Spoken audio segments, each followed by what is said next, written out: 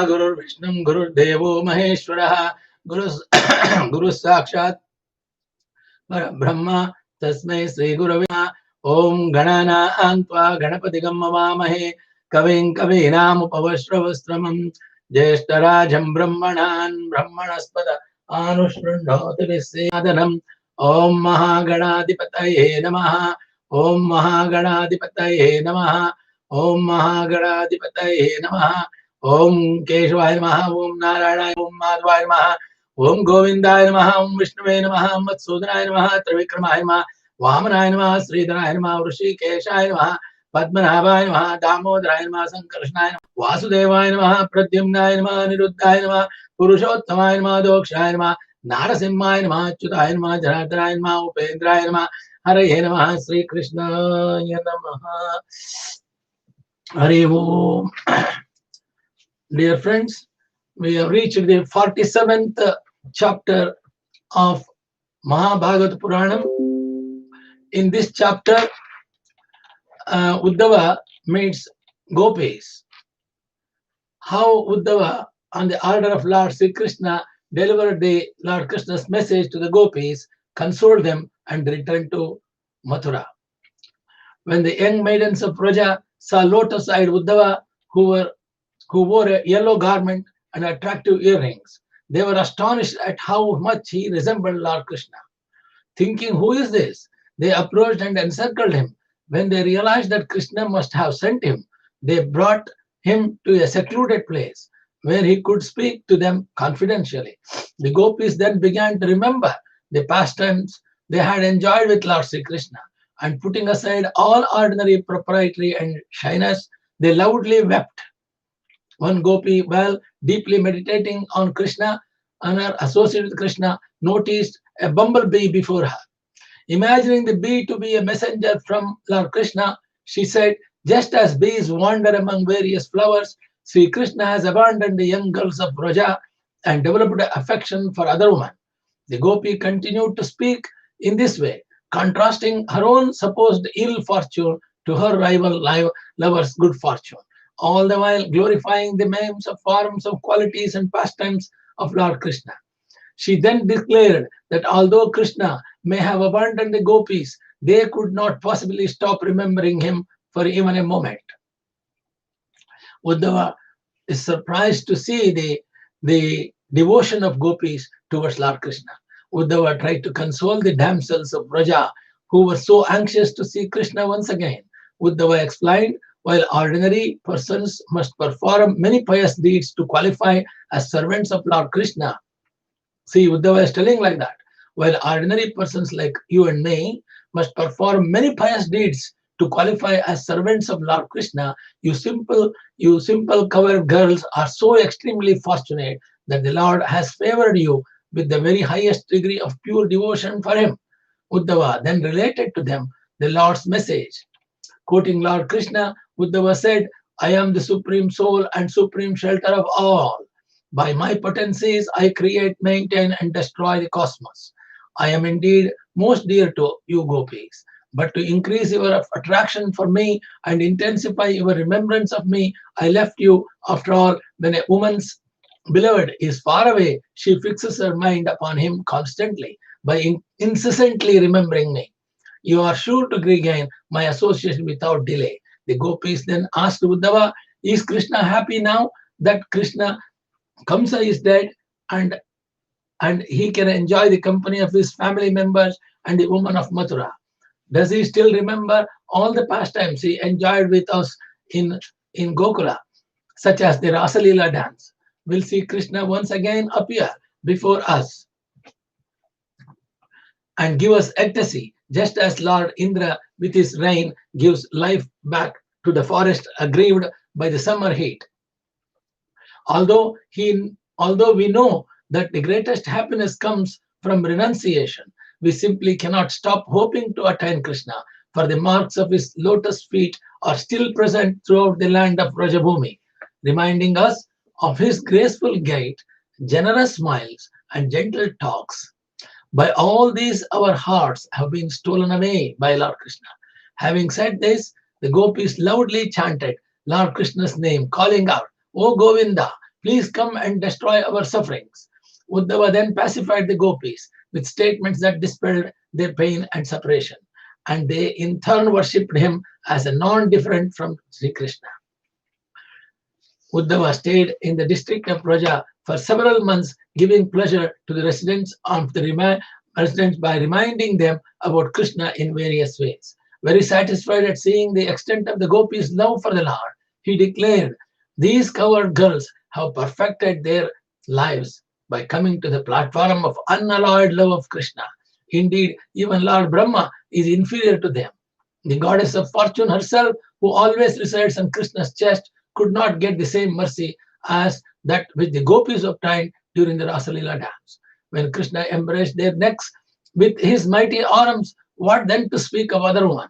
Indeed, I would consider myself most fortunate to take birth as even a bush or a creeper that would sometimes be touched by the dust of these gopis' lotus feet." Finally, Uddhava entreated Nanda Maharaja and other cowherd men for permission to go back to Mathura. Nanda presented him with many gifts and prayed to Uddhava for the ability to always remember Krishna. Returning to Mathura, Uddhava offered Balarama, Krishna, and King Ugrasena the gift sent by Nanda Maharaja and described to them everything he had experienced in Vrajabhumi. So this is a summary of the 47th chapter. Now we are going to start in detail with shlokas. Text 1 and 2 starts with the Shukavacha. Tam vikshna Krishna anucharam nujastriyah pralamba bahum namakanjalochanam pitambaram pushkaramalinam lavalasa tasanmukaramindam manibrushta kundalam shuchistita koyamapicha darshanaha kutascha kasmachyutameva bhushanah itisma sarva parivrutartsa swamuttamo shloka padambujashrayam.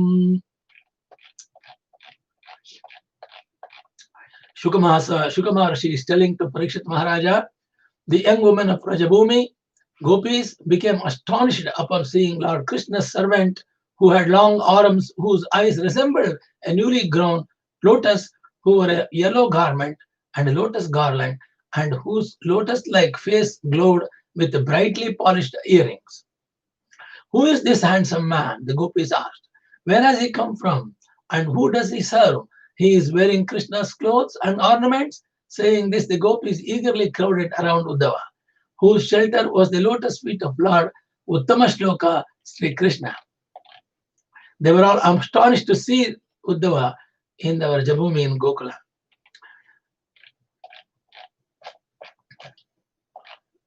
Tam prashrayena manataha susamskrutam savredaha sakshena sundatarubhihi rahasya prachanna vishtamasane vijnaya sandehanam ravapate. Being their heads in the humility, the gopis duly honored Uddhava with their shy, smiling glances and pleasing words. They took him to a quiet place, seated him comfortably, and began to question him. For they recognized him to be a messenger of Krishna, the master of the goddess of fortune.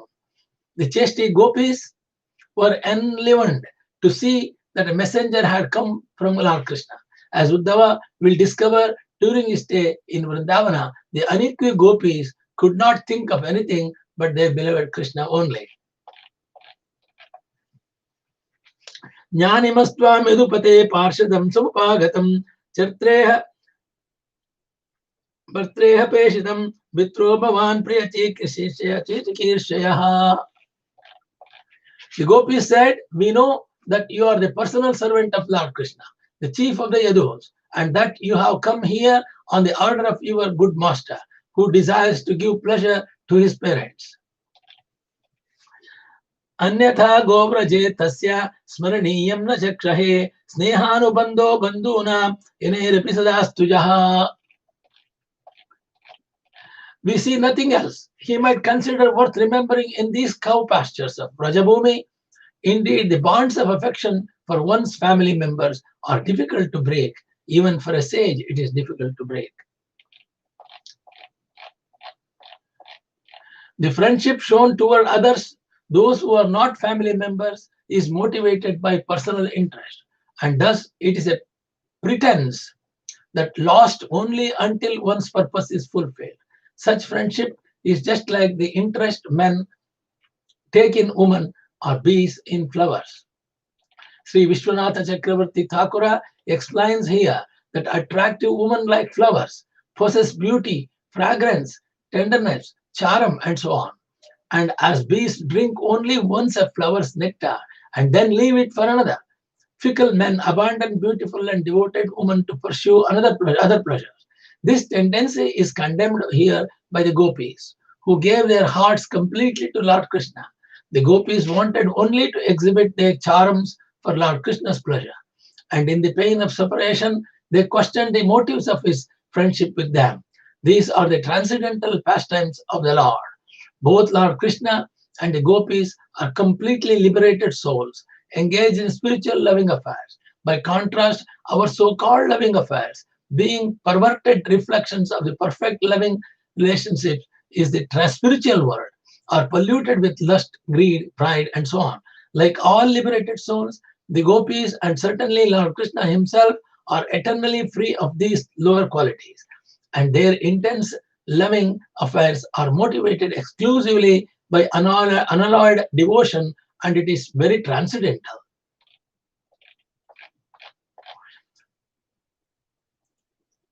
Prostitutes abandon a penniless man, subjects an incompetent king, students and their teacher once they have finished their education, and priests a man who has remunerated them all for sacrifice. Birds abandon a tree when its fruits are gone. Guests a house after they have eaten. Animals a forest that has burned down, and a lover the woman who has enjoyed even though she remains attached to him. People abandon their favorite things when their favoritism is gone. That's what it means. Thus speaking, the gopis, because gopis are unhappy because of Lord Krishna didn't come back, that's why they are telling like this. Thus speaking, the gopis, whose words, bodies, and minds were fully dedicated to Lord Govinda, put aside all their regular work now that Krishna's messenger Sri Uddhava had arrived among them. Constantly remembering the activities their beloved Krishna had performed in his childhood and youth, they sang about them and cried without shame. The word Balyaha here indicates that ever since their childhood, the gopis had been completely in love with Krishna. Thus, even though social custom dictated that they not reveal their love to others, they forgot all external considerations and wept openly before Krishna's messenger Uddhava. Gopis wept openly before Lord Krishna's messenger Uddhava. One of the gopis, while meditating on her previous association with Lord Krishna, saw a honeybee before her and imagined it to be a messenger sent by her beloved. Thus she spoke as follows. Srimati Radharani is referred to in this verse as Kachit, a certain gopi. To establish that this particular gopi is in fact Srimati Radharani, Srila Jiva Goswami quotes the following verse from the Agni Purana. Gopeya Prapacharya Usasi. At dawn, the gopis inquired from Krishna's servant Uddhava about the Lord's pastimes and recreation. Only Srimati Radharani, immersed in thought of Krishna, withdrew her interest in the talks. Then Radha, who is worshipped by the residents of her Vrindavana village, spoke up in the midst of her girlfriends. Her words were full of pure transcendental knowledge and expressed the ultimate portion of the Vedas. In the Bhagavad Gita, 15th sloka of the 15th chapter, Lord Krishna states, Vedaisya cha survivor aham eva vedyaha. By all the Vedas, I am to be known. To know Krishna is to love Krishna, and thus Radharani, by her own example and words, revealed her supreme love for the Lord. Having quoted the above verses from the Agni Purana, Srila Jiva Goswami also quotes the following from the Nrisimha Tapani Upanishad, Purva Khanda, 2nd chapter, 4th sloka. Yam sarve deva namanti mumukseva brahma vedanasi cha. All the gods and all the transcendental philosophers who desire liberation bow down to the Supreme Lord Krishna, who we should follow suit. So we should do the same thing. There is a one shloka, Gopi is telling, Madhu Madhupativa Bandho Masrushangris Patva Kuchamilalitamala Kunkuma Sprustruvirnaha Vahatu Madhupati Stanmanani Ninam Prasadam Yadusadasi Vidimbyam Yasya Dutasya Medruku. This is called Gopi Vacha. Gopi is telling like this. The Gopi said, "O honeybee, O friend of the cheetah, don't touch my feet with your whiskers, which are smeared with the kumkum that rubbed onto Krishna's garland when it was crushed by the breast of rival lover. Let Krishna satisfy the woman of Mathura. One who sends messenger like you will certainly be ridiculed in the Yadu's assembly." Srimati Radharani indirectly chastised Krishna by chastising the bumblebee, which she took her his messenger. She addressed the bumblebee as Madhupa, one who drinks the nectar of flowers is Madhu. And she addressed Krishna as Madhupati, the Lord of Madhu. Srila Vishwanatha Chakravarti points out that this and the following 9 verses exemplify 10 kinds of impulsive speech spoken by a lover. This verse illustrates the qualities of Prajalpa as described by Srila Rupa Goswami in the following verse from his Ujjvala Nilamani. Prajalpa is a speech that denigrates the tactlessness of one's lover with expressions of disrespect. It is spoken in a mood of envy, jealousy, and pride. Srila Vishwanatha Chakravarti points out that the word Kitava Bandho expresses envy. The phrase of the Sapatnayaha to Naha, jealousy. The phrase Maspru Anigram, pride, and the phrase from Vahatu to Prasadam, disrespect, while the phrase from Edu Sadasi to the end of the verse decrease Krishna's tactless treatment of Radharani.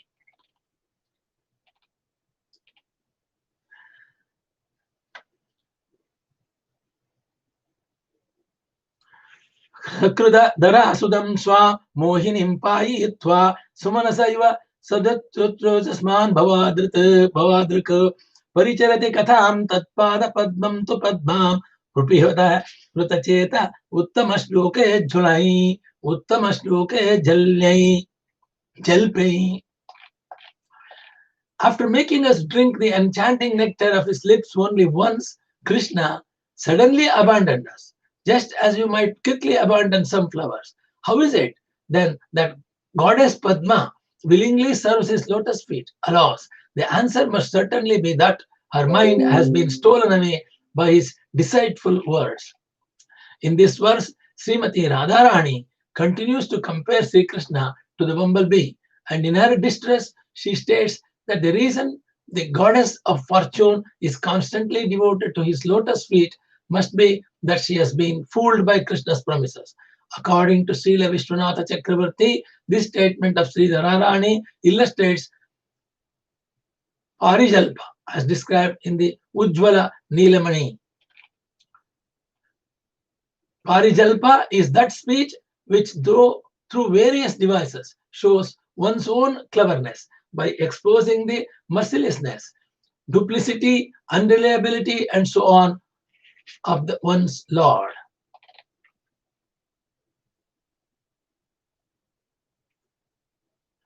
Kimiha bahu shadangre gayasi tvam yaduna madipati madipatim grihana amagratone puranam vijayasaka suke sakinam giyatam tatprasangaha kshupita kuchurajaste kalpayanti istamishtaha. These are the original Sanskrit shlokas written by Vedavyasa Maharshi when he is writing the Mahabhagavad Purana. So Radharani is telling, "O bee, why do you sing here so much about Lord of the Yadus in front of us homeless people? These topics are old news to us. Better you sing about that friend of Arjuna in front of his new girlfriends, the burning desire in whose breast he has now relieved. Those ladies will surely give you the charity you are begging."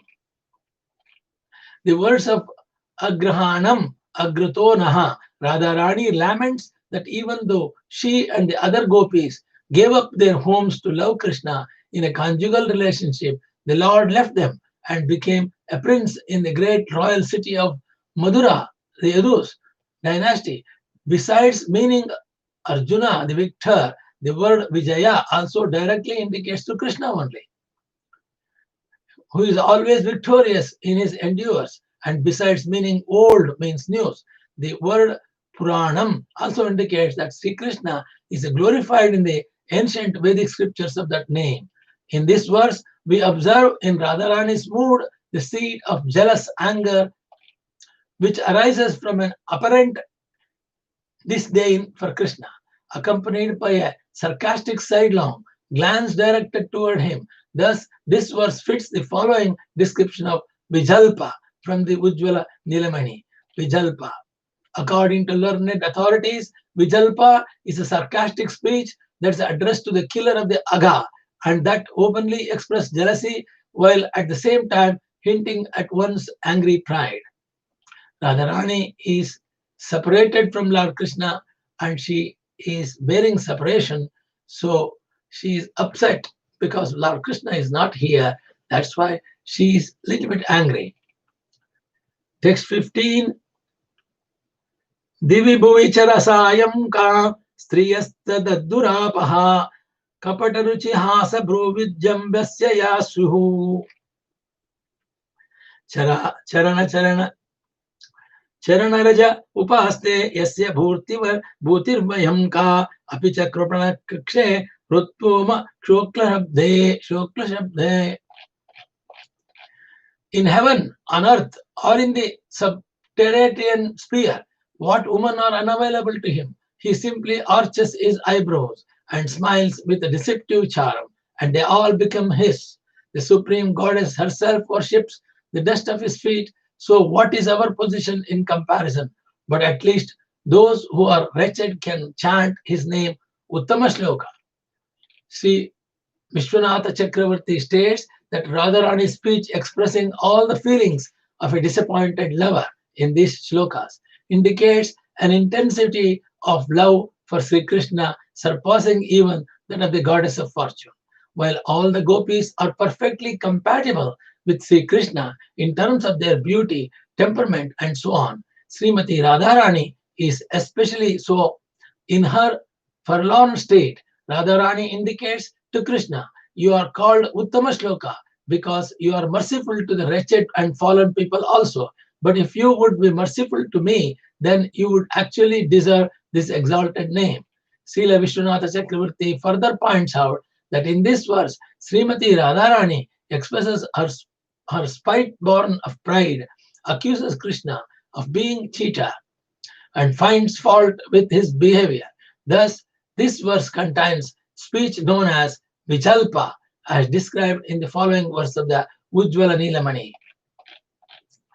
The declaration of the Lord Hari's duplicitous nature in the mood of spite born of pride, together with jealousy spoken insults directed against him, has been termed Ujalpa by the wise.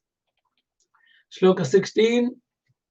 Visruja shirasi padam vedmaham chatukarai ranurevripadushtuste betye dautya murkundhat sakrutaiha visrushta patya innalokha visudita kritakaitaha kimno sandeyamasmin.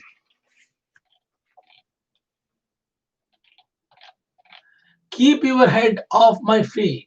I know that what you are doing. You expertly learned diplomacy from Mukunda, and now you come as his messenger with flattering words. But he abandoned those who, for his sake alone, gave up their children, husbands, and all other relations. He is simply ungrateful. Why should I make up with him now? According to Srila Vishwanath Chakravarti, this verse illustrates the qualities of the Sanjalpa as described by Srila Rupa Goswami in the following verse of his Ujjvala Nilamani.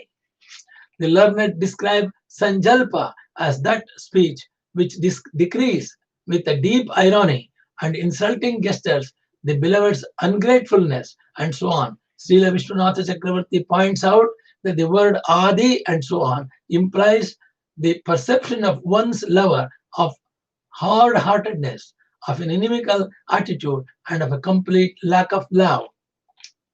Now coming to the sloka 17, Mrugayariva kapindram vivadye lubda dharma Sriyamakruta virupam srijitam kamayana balimapi balamatva meshma yuddhang shabda stadalavati svarke dule surjasta dattastatkartaha. Like a hunter, he cruelly shot the king of the monkeys with arrows. Because he was conquered by a woman, he disfigured another woman who came to him with lusty desires. And even after consuming the gifts of Bali Maharaja, he bound him up with ropes as if he were a crow. So let us give up all friendship with this dark complexioned boy, even if we can't give up talking about him. In Krishna, the Supreme Personality of Godhead, Srila Prabhupada explains the meaning of this verse as follows. Srimati Radharani said to the bee, "You poor messenger, you are only a less intelligent servant. You do not know much about Krishna, how ungrateful and hard-hearted he has been for us, not only in this life, but in his previous lives also. We have heard this from our grandmother, Purnamasi. She has informed us that Krishna was born in a Kshatriya family previous to this birth and was known as Ramachandra. In that birth, instead of killing Vali, an enemy of his friend, in the manner of Kshatriya, he killed him just like a hunter. A hunter takes a secure hiding place and then kills an animal without facing it. So Lord Ramachandra, as a Kshatriya, should have fought with Vali face to face. But instigated by his friend, he killed him from behind a tree. Thus, he deviated from the religious principles of Kshatriya. Also, he was so attracted by the beauty of Sita that he converted Shurpanaka, the sister of Ravana, into an ugly woman by cutting off her nose and ears. Actually, that is Lakshmana did it.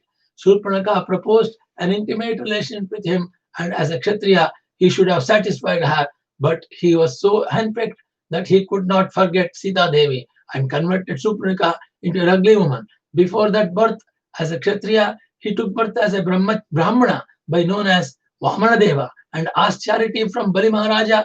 Bali was so magnanimous that he gave him whatever he had. Yet Krishna, as Vamana Deva, ungratefully arrested him just like a crow and pushed him down to the Patala kingdom. We know all about Krishna and how ungrateful he was. But here is the difficulty. In spite of his being so cruel and hard-hearted, it's very difficult for us to give up talking about him. Srila Vishwanatha Chakravarti points out that this speech of Radharani is called Avajalpa, as described by Rupa Goswami in the following verse from the Ujjvala Nilamani. Saintly persons have concluded that when a lover impelled by jealousy and fear declares that Lord Hari is unworthy of her attachment because of his harshness, lustiness, and dishonesty, such speech is called Avajalpa.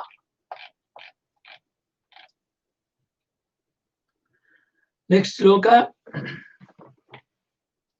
Yadanucharita Leela Karnaya Piyusha Viputrai Sakradana Vidu Tadvanvarma Ministha Sapadigraha Kutumbam Dina Mutsajya Dina Bahuva Iva Ivanga Bhakshucharya Charanti.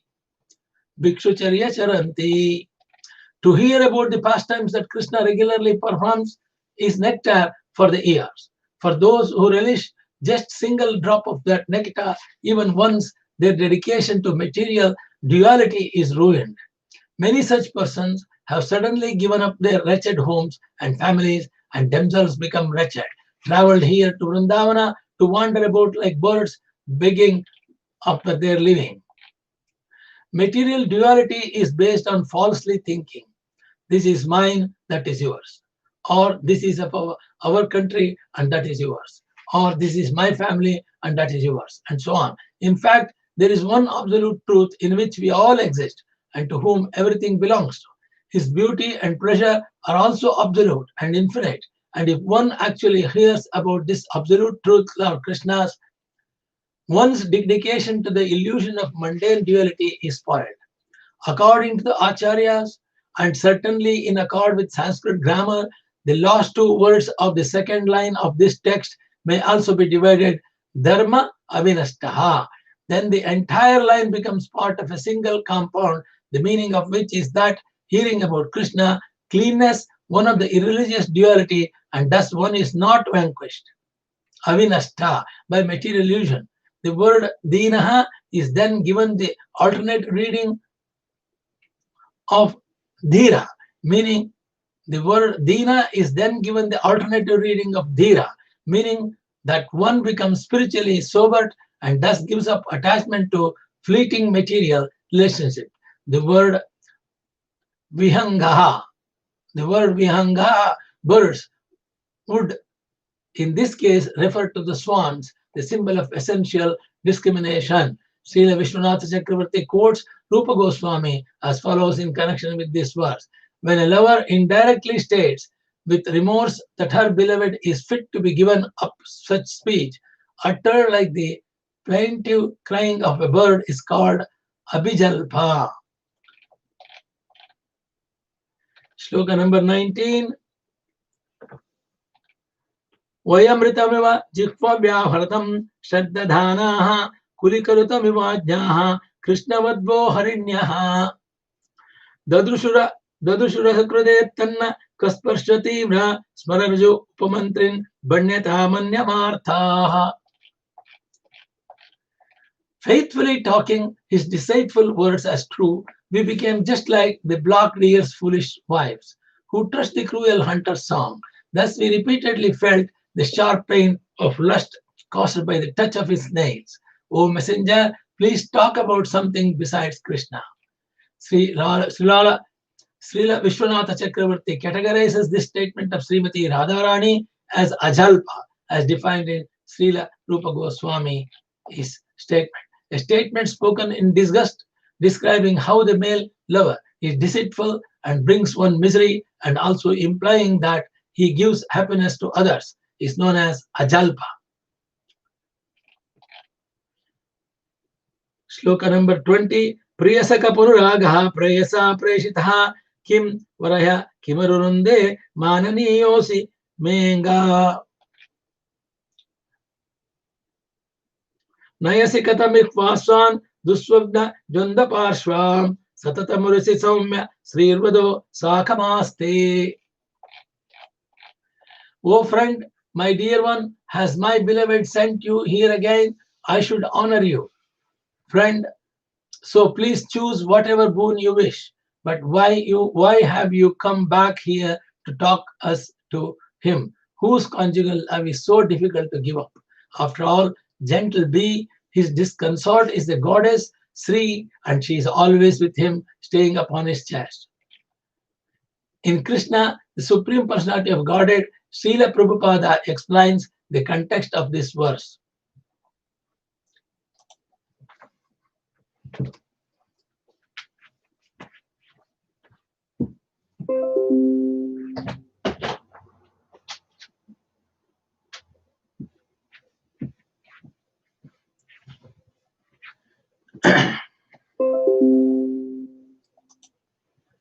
In Krishna, the Supreme Personality of Godhead, Srila Prabhupada explains the context of this verse like this. While Radharani was talking with the bee and the bee was flying here and there, it all of a sudden disappeared from her sight. She was in full mourning due to separation of Krishna and felt ecstasy by talking with the bee. But as soon as the bee disappeared, she became almost mad, thinking that messenger bee might have returned to Krishna to inform him all about her talking against him.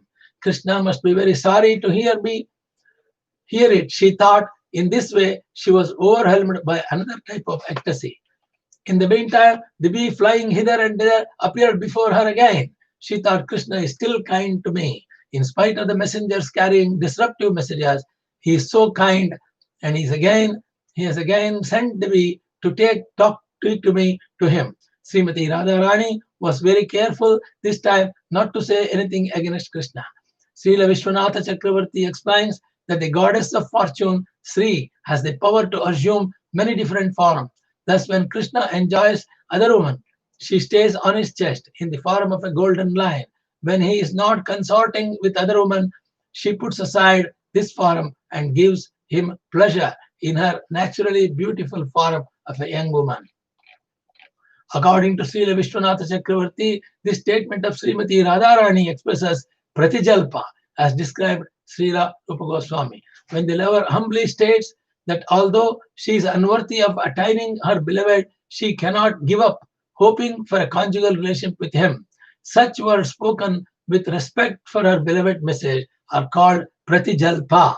Here Srimati Radharani has given up her harsh feelings and humbly acknowledges the greatness of Sri Krishna.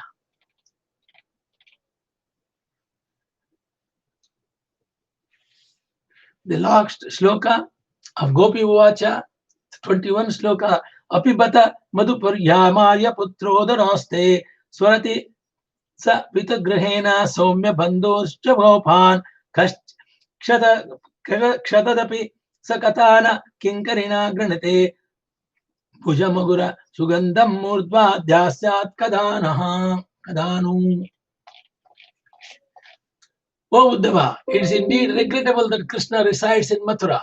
Does he remember his father's household affairs and his friends, the cowherd boys? O great soul, does he ever talk about us, his maidservants? When will he lay on our heads his aguru scented hand?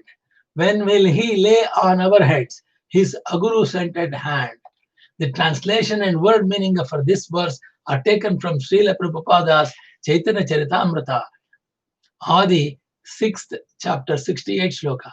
Srila Vishwanatha Chakravarti writes very poetically with deep spiritual insight about the emotions expressed in this and the previous 9 verses. He interprets Radharani's feeling as follows. Srimati Radharani thought, since Krishna was once satisfied in Vrajabhumi but left for Mathura city, won't he also develop a desire to leave that place and go somewhere else? Mathura is so close to Vrindavana that it is possible he may even come back here. Krishna is the son of respectable gentleman Nanda Maharaja, so he must be staying in Mathura because his sense of obligation to his father, who is authorized his going there. On the other hand, while Nanda's whole life is dedicated exclusively to Lord Krishna, Nanda is so innocent that he allowed himself to be tricked by the Yadu dynasty, who brought Krishna to Mathura. Krishna must be thinking, alas, alas, since even my father could not bring me back to Rajabhumi. What can I do to return here? What can I do to return there? Thus Krishna must be impatient to come back here, and so he was sent you a messenger. It's only because Nanda is so innocent that he allowed his son to leave.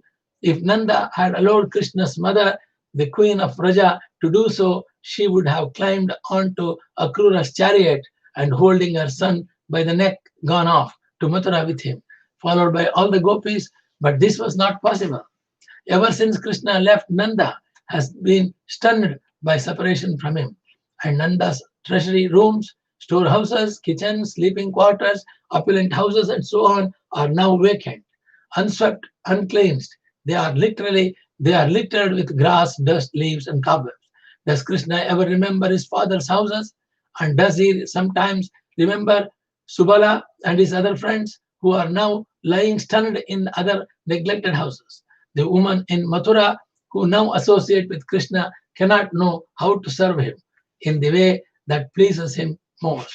When they see he is not satisfied and ask how they can make him happy, does he tell them about gopis? Krishna must tell them, you city ladies cannot please me as much as the gopis of Rajabhumi. They are most expert in stringing flower garlands, perfuming their bodies with ointments of Sugandhalepana, playing various rhythms and melodies on stringed instruments, dancing and singing in the Rasalila dance performance, displaying their instruments, displaying their beauty, charm, and cleverness, and skillfully playing at questions and answers. They are especially expert in the pastimes of meeting one's lover and showing jealous anger and other signs of pure love and affection. Surely Krishna must know this. Therefore, he will probably tell the woman of Mathura, my dear woman of the Yadu clan, please go back to your families. I no longer desire to associate with you. In fact, I am going back to Rajabhumi early tomorrow morning. When will Krishna speak like this? and come back here to place his hand fragrant with agru on our heads, then he will console us, saying, O beloveds of my heart, I swear to you that I will never abandon you again and go elsewhere. Indeed, I have not been able to find anyone in all the three worlds with even trace of your good qualities. Thus, Srila Vishwanatha Chakravarti interprets the feelings of Srimati Radharani.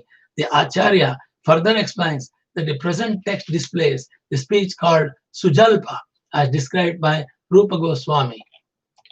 When out of honest sincerity, a lover questions Srihari with gravity, humility, unsteadiness, and eagerness, such speech is known as Sujalpa.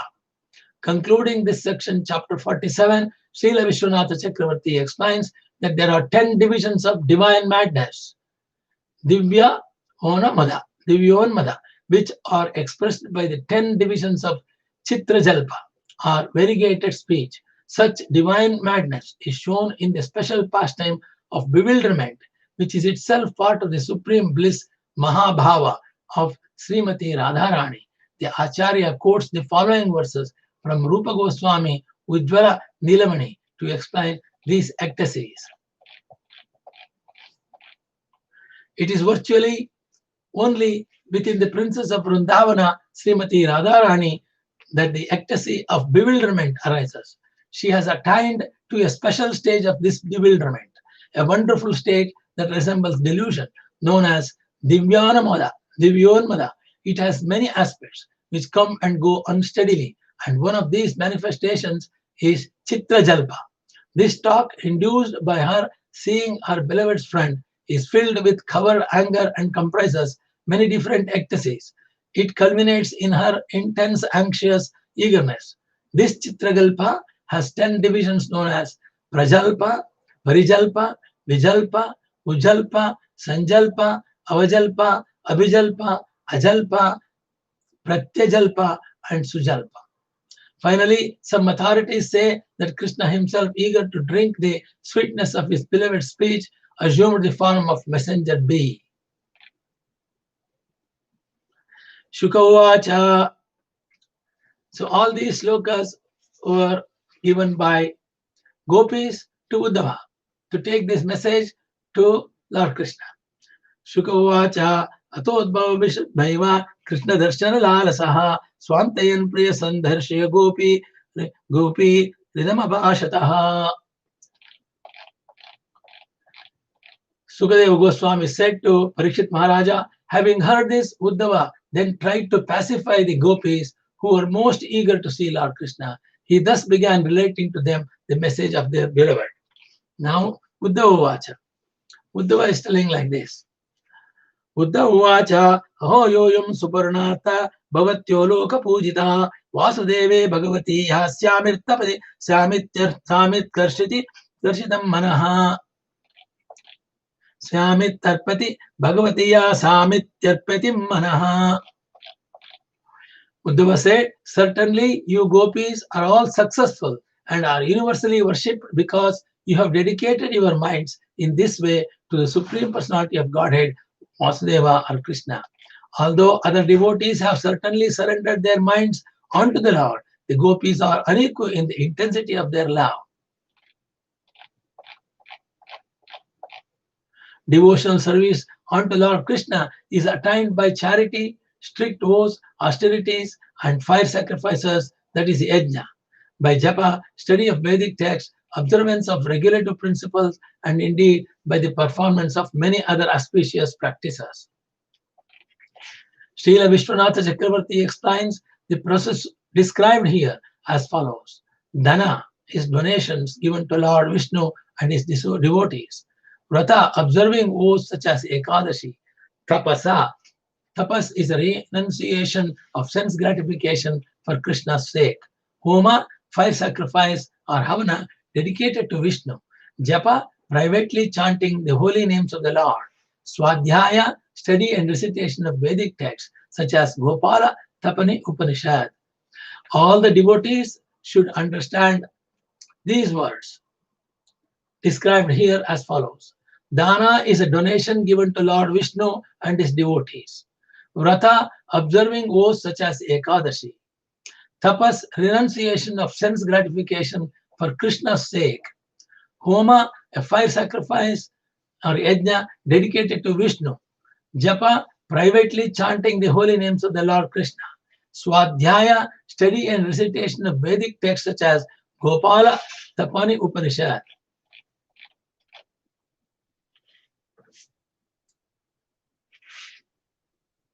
Bhagavat Uttama Shloke Bhavati Bhirannuttama Bhakti Pravartita Dvishta Muninana Durlava. By your great fortune, you have established an unexcelled standard of pure devotion for the Lord. Uttama Shloka, a standard even the sages can hardly attain. So Uddhava is telling Gopis, by your great fortune, you have established an unexcelled standard of pure devotion to the Lord Krishna. It's called Uttama Shloka in this. A standard even the sages can hardly attain. The term Paravrititha, para indicates that the Gopis brought to this world a standard of pure love of God that was previously unknown in this earth. Thus, Uddhava congratulates them on their unparalleled contribution to the religious life of praying Lord Krishna. By your great fortune, you have left your sons, husbands, bodily comforts, relatives, and homes in favor of Supreme Lord Krishna, who is known as Vasudeva also. Srila Vishwanatha Chakravarti explains that the Gopis give up their sense of possessiveness toward these objects. History shows that the Gopis remained in Vrindavana, living in their houses and with their families. However, unlike ordinary persons, they entirely renounced the egoistical sense of possession of sons, husbands, and so on.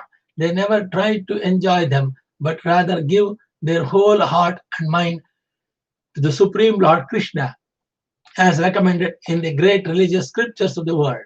Following the example of Gopis, we should love the Supreme Lord with all of our heart, soul, and might. The devotees should start loving Supreme Lord Krishna with all of our heart, soul, and might. This is important in making a progress in Bhakti Yoga. You have rightfully claimed the privilege of unalloyed love for the transcendental Lord Krishna. O most glorious Gopis, indeed, by exhibiting your love for Krishna in separation from him, you have shown me great mercy. The Gopis showed not only Uddhava, but the whole world the joy of love of Godhead, and thus they bestowed their mercy on everyone. According to Srila Jiva Goswami, because their loving devotion was executed in an appropriate way, their love brought the Supreme Lord under their control. Still, to show the intensity of their love, he apparently left them. But now he again manifested himself among them, becoming spiritually present through their intense devotion.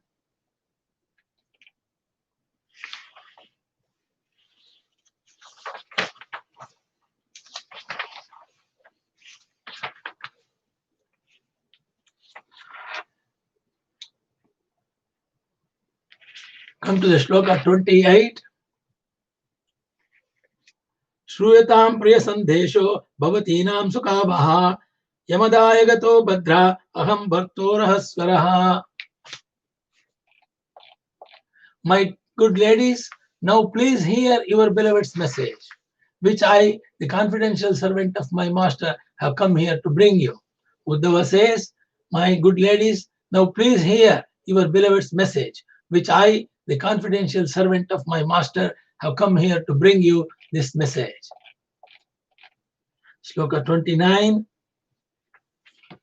Sri Bhagavan Vacha, that is Lord Krishna is telling. Now he is the same shloka Uddhava is telling. Sri Bhagavan Vacha, Bhavatinam Viyogamene hi sarvatmana kruchit yata bhutani bhuteshu kam vayur agni jalam mahi tataham cha mana prana bhutendriya gunashrayah. Supreme Lord Krishna says through Uddhava, you are never actually separated from me, for I am the soul of all creation, just as the elements of nature, ether, air, fire, water, and earth are present in every created thing. So I am present within everyone's mind, life, air, and senses. and also within the physical elements and the modes of material nature. According to Srila Jiva Goswami and Srila Vishwanath Chakravarti, the apparently philosophical language of the Lord Krishna's statement conceals a deeper meaning. The Supreme Lord was secretly telling the gopis that he, by way of reciprocating their special love for him, was present with them, not only as the soul of all creation, but also as their special lover. In this sense of the verse, the word guna indicates the gopis' special divine qualities which attracted Sri Krishna, and the word sarvatamana, which we have here translated in reference to Lord Krishna himself, corresponding to the word me, which is also in the instrumental case, is also understood in the sense of sarvataha, or completely. In other words, although in one sense Lord Krishna was absent, he could never be completely absent, since in his spiritual form is always in the hearts and minds of the gopis. In Krishna, the Supreme Personality of Godhead, and other books, Srila Prabhupada has elaborately explained that the reason Lord Krishna separated himself from the gopis was to intensify their love for him, and as Uddhava noted, to bless other devotees by revealing to them the intensity of the gopis' love. In fact, Lord was spiritually present with the gopis, since they are his eternal associates. Srila Vishwanath Chakravarti further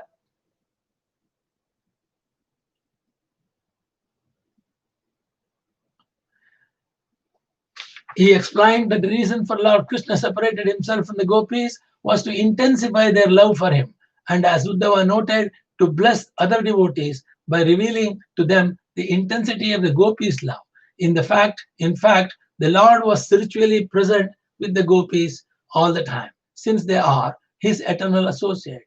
Srila Vishwanath Chakravarti further points out that foolish persons will conclude that Sri Krishna's use of philosophical language meant that the Lord was trying to bring the gopis to the point of liberation by explaining basic points of Krishna's conscious philosophy. In truth, gopis are the most exalted liberated souls, and their pastimes with Sri Krishna must be understood with the help of authorized acharyas. When the gopis came for the rasa dance, Sri Krishna tried to preach karma yoga to them, emphasizing ordinary ethics and morality. But the gopis were beyond that. Similarly, Lord Krishna now offers them jnana yoga, or metaphysical philosophy. But this is also inadequate for the gopis, who have achieved spontaneous unalloyed love for Sri Krishna.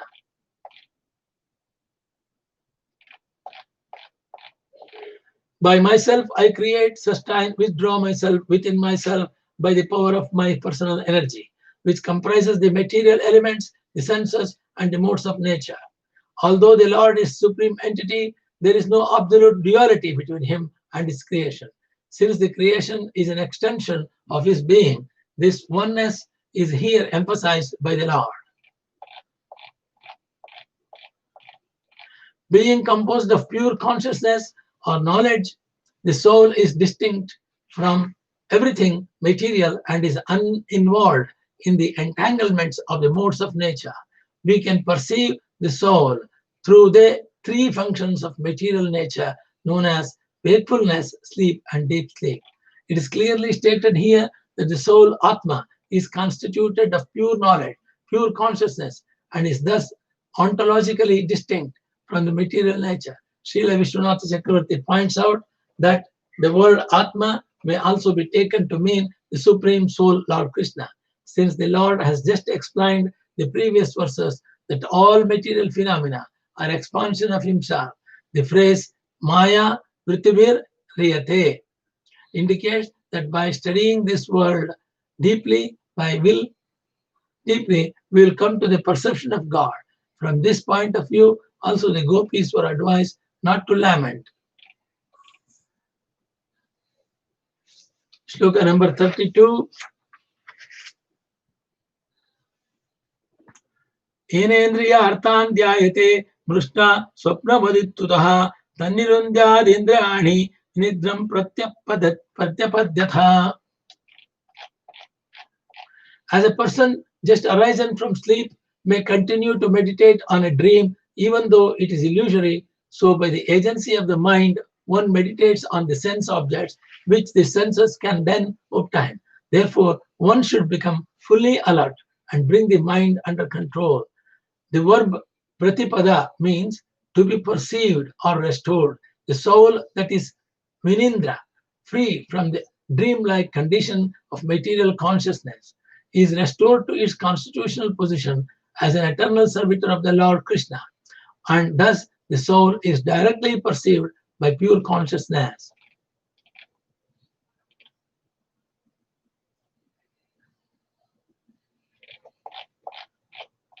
According to intelligent authorities, this is the ultimate conclusion of all the Vedas, as well as all practice of yoga. Sankhya Yoga, renunciation, austerity, sense control, and truthfulness. Just as the sea is the ultimate destination of all the rivers.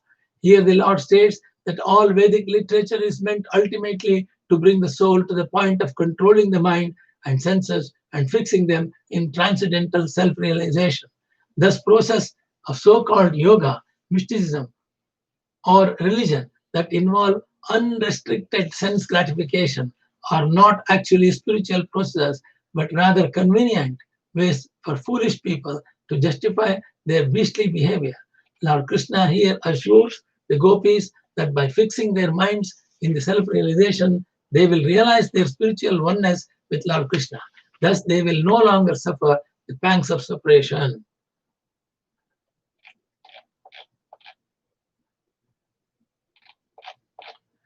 But the actual reason why I, the beloved object of your sight, have stayed far away from you is that I wanted to intensify your meditation upon me and thus draw your minds closer to me. Sometimes that which is close to our eyes is far from our heart and mind. And conversely, absence makes the heart grow fonder. Although apparently going far away from the gopis, Lord Krishna was bringing them closer to him on the spiritual platform. When her lover is far away, a woman thinks of him more than when he is present before her. According to Srila Vishwanath Chakravarti, the same holds true for men who became more absorbed in thinking of a beloved woman when she is far away than when she is present before their eyes. Because your minds are totally absorbed in me and free from all other engagement, you remember me always, and so you will very soon have me again in your presence.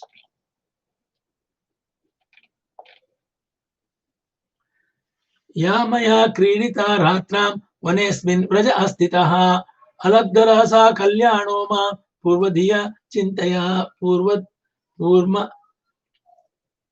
purmadviya chintaya. Although some gopis had to remain in the cowherd village and so could not join the rasa dance and sport with me at night in the forest, they were none less fortunate.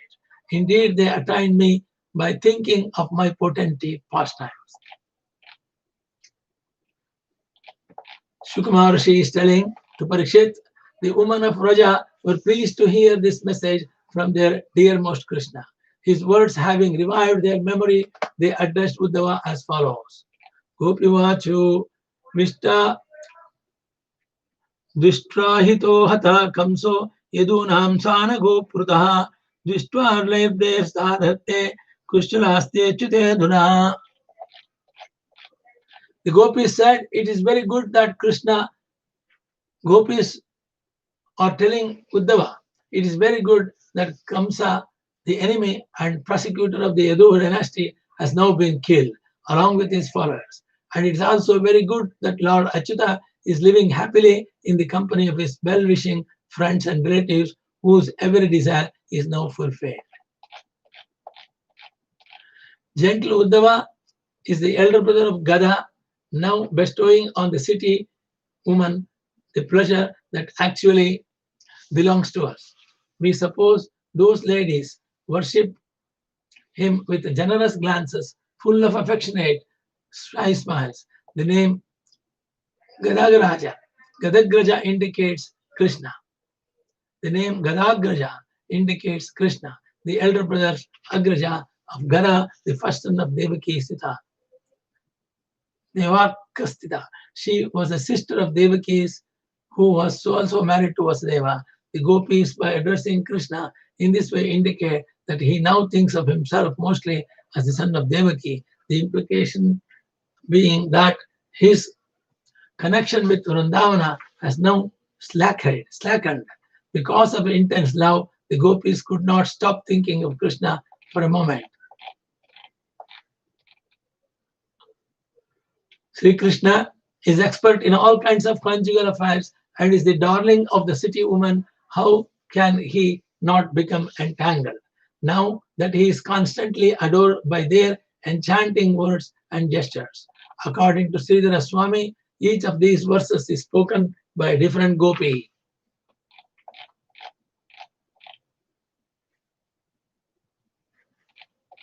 O saintly one, does Govinda ever remember us during his conversations with the city woman? Does he ever mention us village girls as he freely talks with them? The gopis were so completely in love with Krishna without selfish motive that even in their great disappointment, they never considered giving their love to another. Srila Vishwanath Chakravarti interprets their feelings as follows. The gopis might say, surely Krishna has abandoned us because we deserve to be abandoned. Indeed, we are the most insignificant women in the world and have been rejected after having been enjoyed. Still, do we sometimes enter into his memory on account of some good quality of ours, or even because of something we did wrong? Krishna must speak very freely with the city woman. He and they must sing, joke, make riddles, and talk about so many things. Does Krishna ever say, my dear city woman, your sophisticated singing and speech is unknown to the gopis. In my home village, they could not understand these things. Does he ever speak about us even in that way? Does he recall those nights in Vrindavana forest, lovely with lotus jasmine and the bright moon, as we glorified his charming pastimes? He enjoyed with us, his beloved girlfriends in the circle of the Rasalila dance, which resounded with the music of ankle bells. Srila Vishwanatha Chakravarti gives the following deep realization about this verse. The gopis knew that no place could be as beautiful as Vrindavana. Nowhere else in the universe could one find such a charming scene as the Vrindavana forest, which is scented with pious flowers and illuminated by the full moon's light reflected upon from the serene waves of the sacred Yamuna river. No one loved Krishna as much as the gopis. And thus no one else could understand him as well. The gopis rendered intimate service to Krishna that only they could perfect. Thus the gopis were distraught to think that Lord Krishna was bereft of Vrindavana and bereft of their service. Free of all material lust, they were overwhelmed with disappointment because they could not give Krishna happiness by their loving service. They simply could not imagine Krishna enjoying anywhere else as he did in Vrindavana in their company.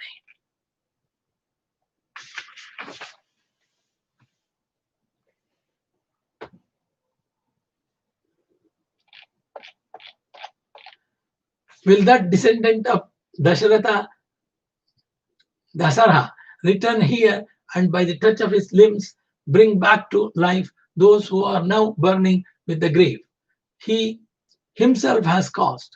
Will he save us in that way, just as Lord Indra brings a forest back to the life with his water-bearing clouds? But why should Krishna come here after winning a kingdom, killing his enemies, and marrying the daughters of kings? He is satisfied there, surrounded by all his friends and well-wishers. The great soul Krishna is the Lord of the goddess of fortune, and he automatically achieves whatever he desires. How can we forest dwellers or any other woman fulfill his purposes when he is already fulfilled within himself?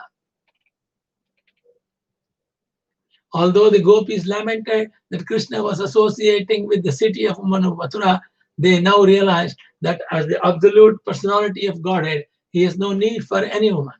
It is out of his causeless mercy that he awards his association to his loving devotees.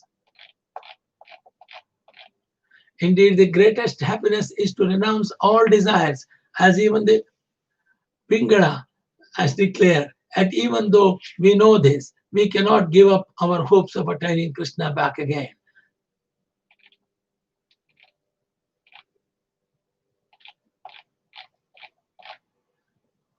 Who can bear to give up intimate talks with Lord Uttama Shloka? Although he shows no interest in her, Goddess Sri never moves from her place on his chest. Dear Uddhava Prabhu, when Krishna was here in the company of Sankarshana, he enjoyed all these rivers, hills, forest, cows, and flute sounds.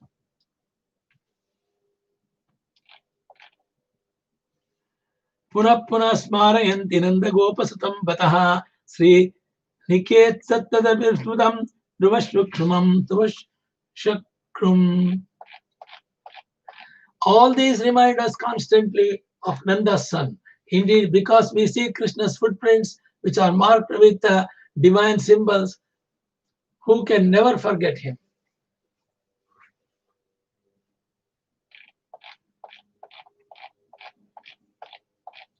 O Uddhava, how can we forget him when our hearts have been stolen away by the charming way he walks, his generous smile and playful glances, and his honey-like words? O Master of the goddess of fortune, O Master of the Vraja, O destroyer of all suffering, Govinda, please lift your Gokula out of the ocean of distress in which it is drowning. Sri Vishwanatha Chakravarti presents the following insight into this scene. Someone might propose to the gopis, why don't you just go somewhere else?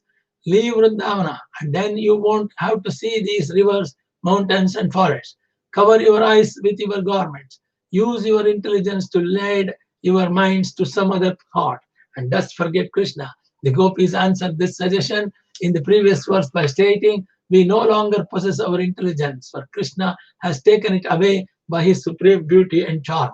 Now, in the present verse, the feelings of the gopis become so strong that they disregard Uddhava and turning toward Mathura, address Krishna himself with humble cries.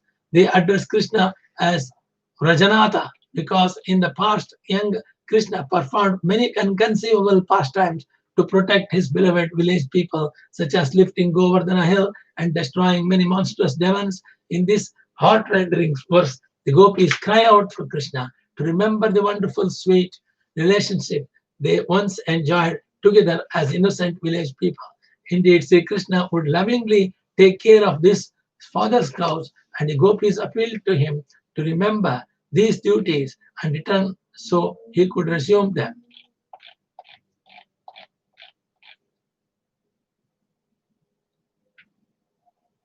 Lord Krishna's message having relieved their fever of separation, the gopis then worshipped Uddhava, recognizing him as a non-different from their Lord Krishna. Sri Lasidhara Swami states that the words Nyatmatmanam Adokshajam also indicate that gopis recognized Lord Krishna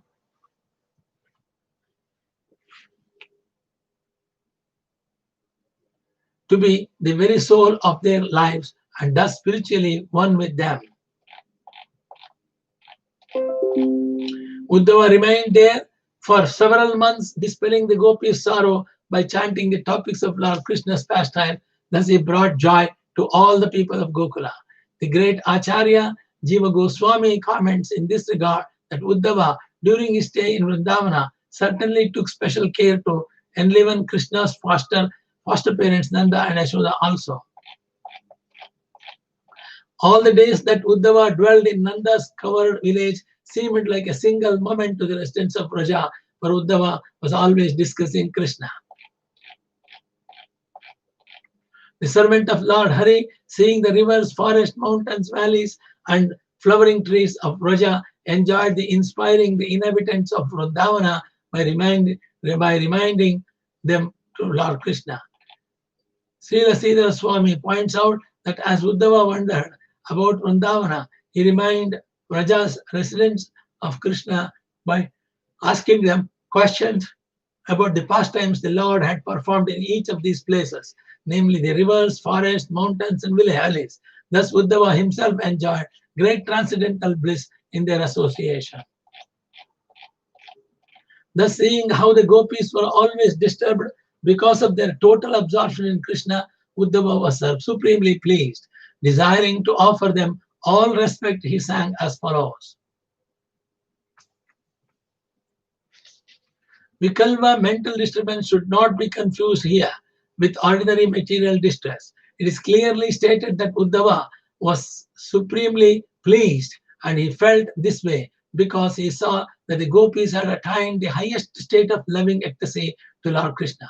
Uddhava was an exalted member of the court in Dwaraka, an important minister in the world political affairs, and yet he felt the spiritual urge to offer his obeisances to the glorious of gopis, although externally they were mere cowherd girls in an insignificant village called Vrindavana.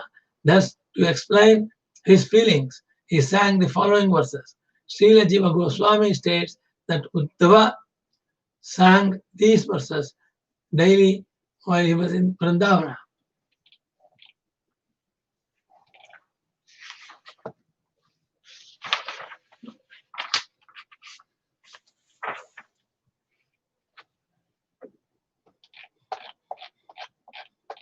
Uddhava sang, among all persons on earth, these covered women alone have actually perfected their embodied lives, for they have achieved the perfection of unalloyed love for Lord Govinda.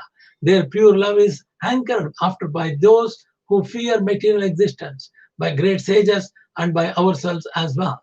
For one who has tasted the narrations of the infinite Lord, what is the use of talking birth as a high-class Brahmana, or even as Lord Brahma himself?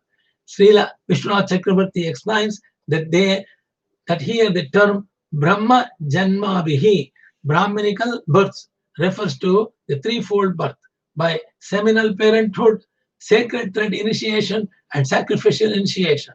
These cannot compare to pure Krishna consciousness. In fact, Sri Uddhava, who spoke this verse, took birth as a pure Brahmana, but he deprecates this position in the comparison to that of the exalted gopis. Shloka 59. Etam paratanma bruto bhuvi gopapadho govinda eva nikilatmani rudabhava vanchanti adma bhivyo banayo prayancha kim brahma janma birananta katha rahasa kshema striyo varacharvya viracharu rishta krishnecha shaisha paramatmani rudabhavaha nanishwaro rudto varuto vidusho saksha seyastenottya gadaraja Ivopayuktaha.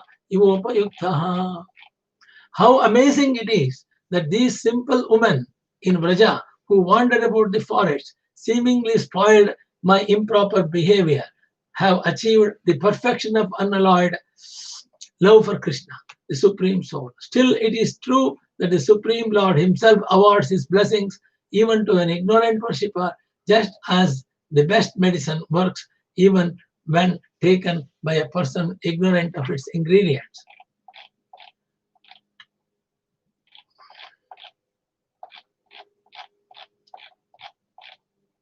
When Lord Sri Krishna was dancing with the gopis in the Rasa Leela dance, the gopis were embraced by the arms of the Lord. This transcendental favor was never bestowed upon the goddess of fortune or other consorts in the spiritual world. Indeed, never was such a thing even imagined by the most beautiful girls in the heavenly planets, whose bodily luster and aroma resembles the lotus flower. And what to speak of worldly women, who are very beautiful according to material estimation.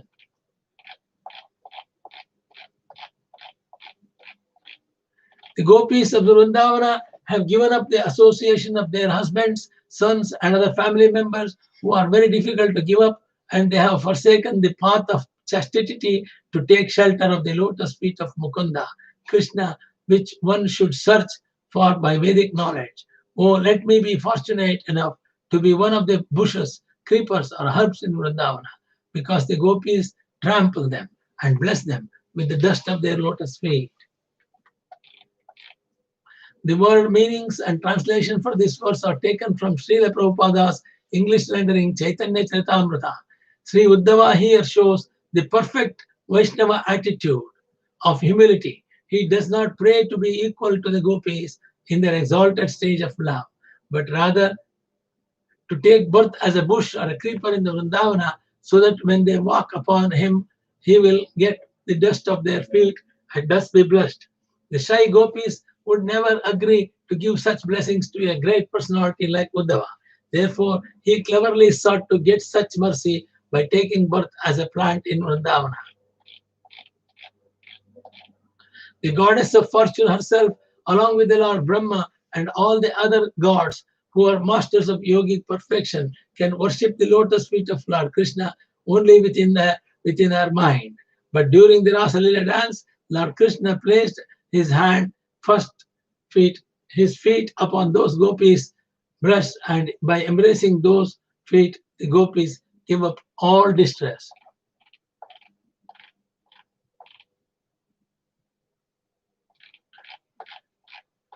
I repeatedly offer my respects to the dust from the feet of the women of the Nanda Maharaja's covered village gopis. When these gopis loudly chant the glories of Lord Krishna, the vibration purifies the three worlds. Sri Uddhava, having established the glories of the gopis in the previous verses, now directly offers his obeisances to them. According to Sri Vaishnava Tusani, Sri Uddhava did not offer such respect even to Lord Krishna's queens in Dwaraka. Shukadeva Swami said, Uddhava, the descendant of Dasara, then took permission to leave from gopis and from Mother Yashoda and Nanda Maharaj. He bade farewell to all the covered men and about to depart mounted his chariot. As Uddhava was about to leave, Nanda and the others approached him bearing various items of worship with tears in their eyes. They addressed him as follows. Sri Rajiv Goswami points out that Nanda had the covered men did not approach Uddhava as formality, but rather out of spontaneous affection for a dear friend of Krishna. Shloka number 66. Manaso vritta yonasu Krishna padambujashrayaha vacho vidhayani nirnamnam kayat tat pranahana disha. Pramo kayat pranahadishu. Nanda Maharaja and other cowards said, may our mental functions always take shelter of Krishna's lotus feet. May our words always chant his names. And may our bodies always bow down to him and serve him. This is the devotees and all the people listening to this sort of Bhakti Marga can also say the same thing, what Nanda said. May our mental functions always take shelter of Krishna's lotus feet. May our words always chant his names, and may our bodies always bow down to him and serve him. The residents of Vrindavana were firmly convinced that even if they could not have direct association with their beloved Krishna, they would never be indifferent to him. They were all topmost pure devotees of the Lord. Wherever we are made to wander about this world by the Supreme Lord's will, in accordance with the reactions to our fruitive work, may our good works and charity always grant us love for Lord Krishna.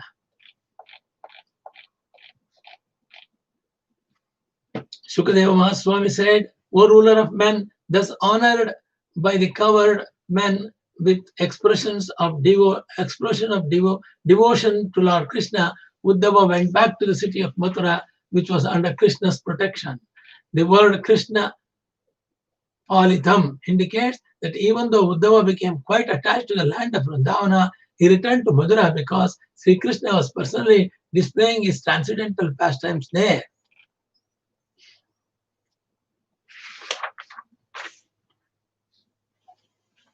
Krishnaya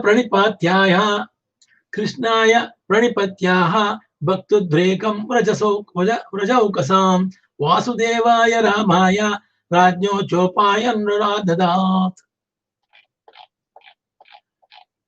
After falling down to pay his homage, Uddhava described to Lord Krishna the immense devotion of the residents of Vraja. Uddhava also described it to Vasudeva, Lord Balarama, and King Ugrasena, and presented to them the gifts of tribute he had brought with them from Nanda Maharaja. Thus ends the purports of the humble servants of His Divine Grace A.C. Bhaktivedanta Swami Prabhupada to the 10th canto, 47th chapter of Srimad Mahabhagavata Puranam, entitled The Song of Bee. That ends the 47th chapter. Iti Srimad Mahabhagavate Mahapurane Paramahamsyam Samhitayam Dashamaskande Purvarde Uddhava Pratiyane Saptacharitvam Shodhyayaha. नमोस्तु अनंताय सहस्रमूर्तये सहस्रपादाक्षिशोभावे सहस्रनाम्ने पुरुषार्थये सहस्रकोटि युगधारिणे नमः श्री सहस्रकोटि युगधारिणे नमः आकाशात् परितं यथा गच्छति सागरं सर्वदेव नमस्कारः श्रीकेशवं प्रयत्यो नमः श्रीकेशवं प्रयत्यो नमः सर्वभेदेशत् पुण्यं सर्वतीर्थेषु यत्फलं तत्फलं परमात्मवासनात् वासुदेवस्य वासन्ते जयत्रयं सर्वभूतनिवासोऽसि वासुदेव नमोस्तुते कायेन वाचा मनसेन्द्रियैर्वा बुद्ध्यात्मना प्रकृते स्वभावात् करोमि यद्यत् सकलं परस्मै नारायणायेति समर्पयामि नारायणायेति समर्पयामि नारायणायेति समर्पयामि. Hari Om. Dear friends, we came to the end of the chapter 47. Now, in the next chapter 48, Lord Krishna visited Kubje, Trivakra, and also he visited Akrura's house to bless his devotees. To please his devotees, Lord Krishna has to do that we are going to read tomorrow. Thank you very much.